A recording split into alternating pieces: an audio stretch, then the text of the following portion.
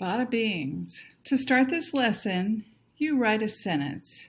Just think about something that happened today, anything, and just write it as a sentence. Need an example? I ate Marcian's breakfast. Or, my computer went dead. Just a simple sentence, so you write that. There's nothing wrong with those sentences, but we want our readers to be able to slip into our skin and see through our eyes. It's not magic. Fiction writers don't have magic. It's craft. And here's my favorite beginning part of craft. It's a bada bing sentence. Bada bing. It starts with feet. So you tell what your feet were doing, not I was at school. Where were your feet? What did your eyes see? And then, what did you think? What were your feet doing? What did your eyes see? And what did you think?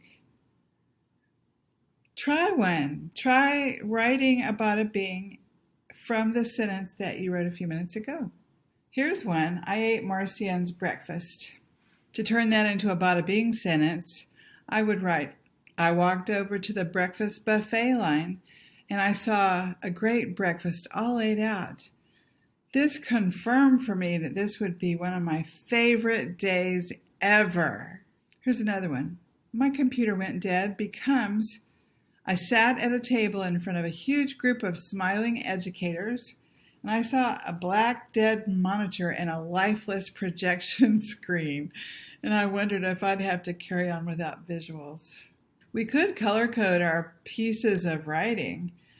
A fictional place I wish I could visit, Jane Eyre's Lowood School. I wish I could visit Lowood School.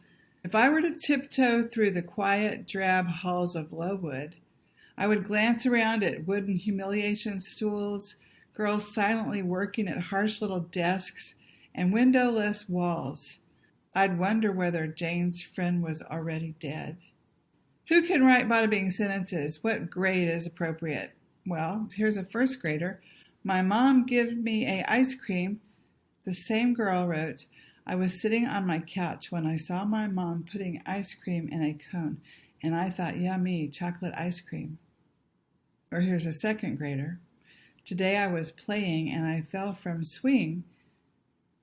I was in the playground on swing and Abby was pushing me when I fell down, and I thought she did it on purpose. Remember, this is the same student writing on the same day in each case. Here are a couple of sixth grade sentences. When I walked out of the car and I saw my grandpa for the last time, I thought, will he still be in my heart? In response to a question, what was this character doing during this passage, she wrote, Louise was looking at the glacier.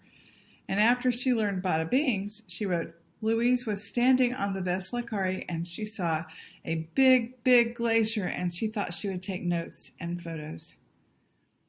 We can ask kids to explain your answer fully, but we really ought to show them how. Here are some high school students who are ESL students who had been in the United States for 5 months, speaking about a virtual field trip to visit with a zookeeper.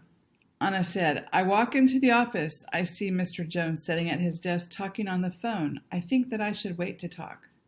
There's no doubt she's learning English, but there's also no doubt about what she's doing, seeing, and thinking. What if we switch the point of view? Look at this. We have a one-sentence reading quiz. We can practice by something everybody knows. When I strolled over the hill and glimpsed the straw house by the creek, my stomach growled, this will be easy to blow down.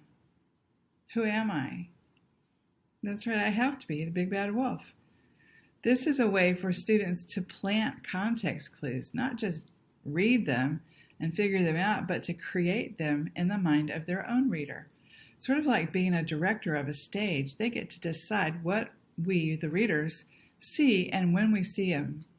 We could try first person, speaking as a character on the books that we're reading in the same way.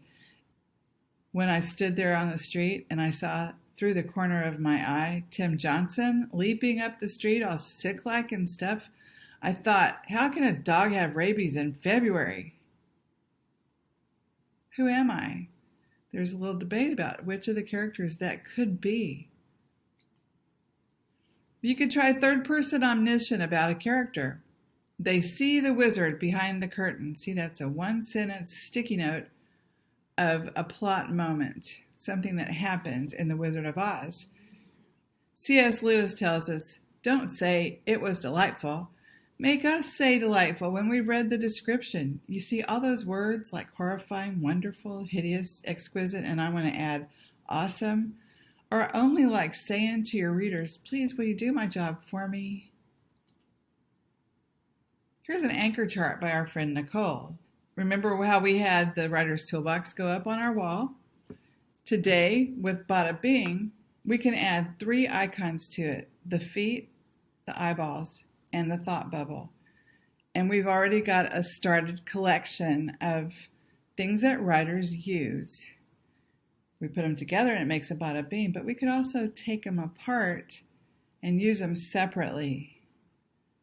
Bada Bings also provide a handy study of sentence structure. Look at these. You could do your Bada Bing any bunch of ways. You could write it as one sentence.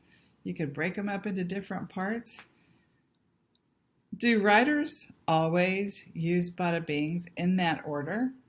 Why no? Why did we do it in that order to start with? Because, as our friend Harry Noden says, when you're teaching students to do something complex, you have to oversimplify the directions at first. And so I ask students to always write one sentence with those 3 parts to keep it simple. As soon as one student says, but I need to write it into 2 sentences, you listen to it and, oh, that works. And you and your class have just discovered more ways to write Bada Bing. We could also look to see where the Bas, the Das, and the Bings fall in a piece of writing. We're going to go on a Bada Bing hunt next.